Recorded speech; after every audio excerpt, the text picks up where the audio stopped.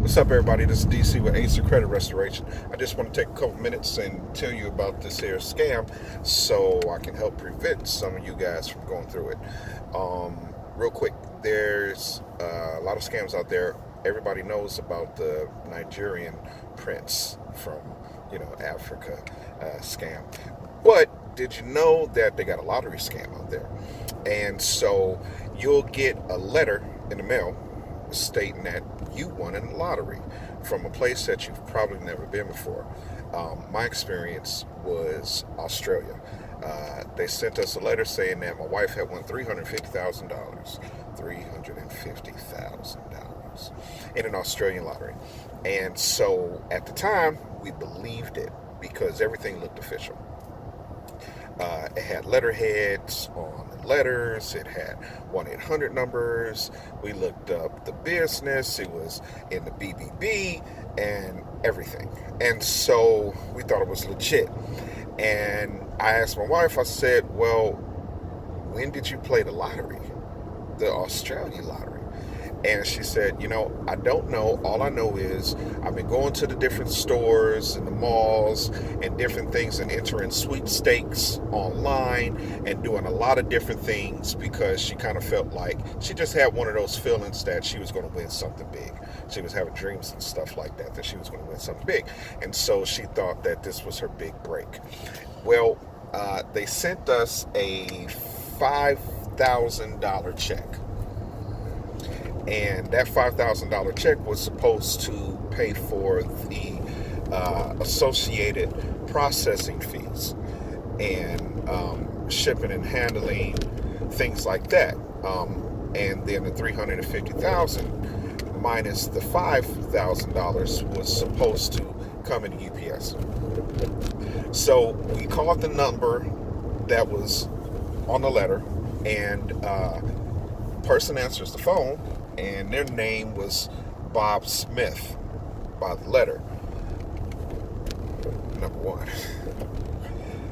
The voice was Middle Eastern Indian. And so we heard in the background, we heard a lot of typing and other people talking. That's number two.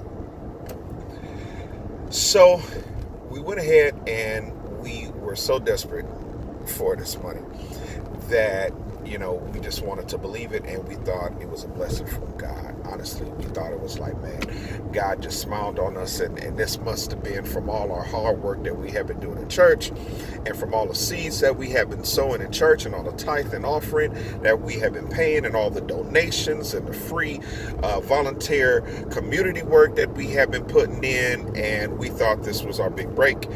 And boy, were we wrong. We were gullible. Don't be gullible.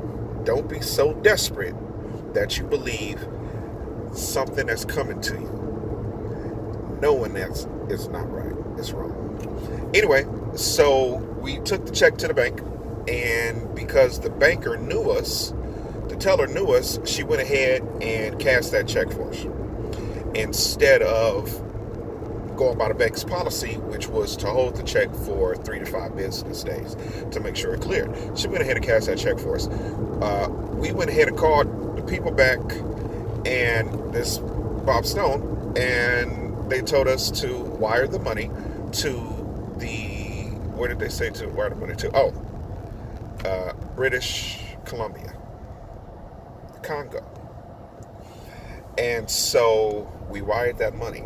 We wired all the money except for $500. And they told us to take that $500 and to go buy groceries or to take my wife out to dinner, treat her real nice. And the money's supposed to be coming through UPS, through airmail on Wednesday, in a few days.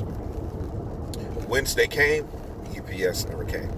And let me tell you, you're talking about $350,000 that could change your life.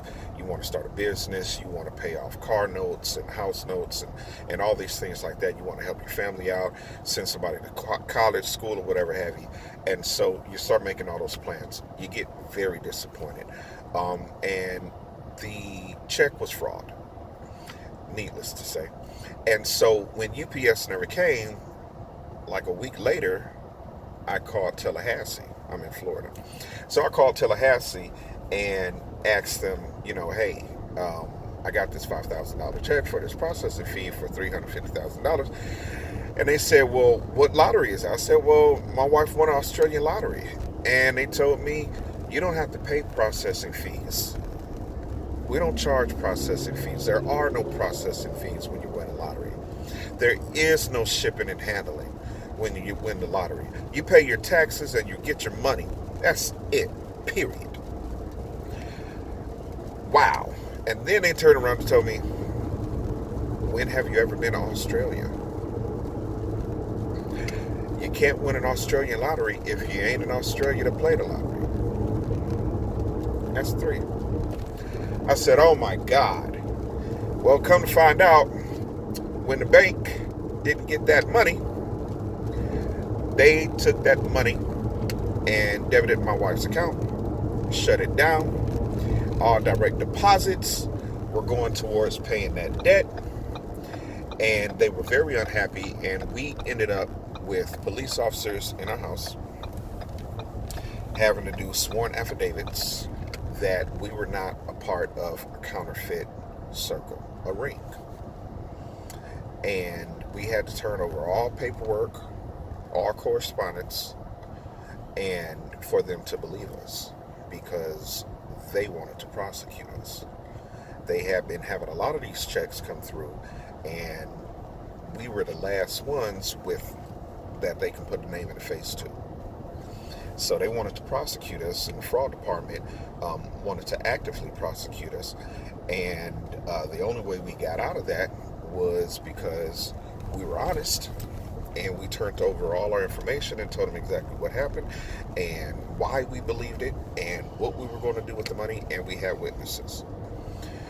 So, needless to say, that $5,000 check cost me a lot more than $5,000. And those people that I sent that money to in British Columbia, Canada, took off with that money. And the FBI told us that they can't catch them. So it happens all the time. And those people are very elusive. That's why they have you wire the money to them. So be on the lookout. If you get something in the mail saying that you want something, be very, very, very careful and very wary about it. Do your due diligence. And at the end of the day, if you haven't did the work that it takes to win something like that, don't believe it. Like, comment, share this video, and get your credit right, man.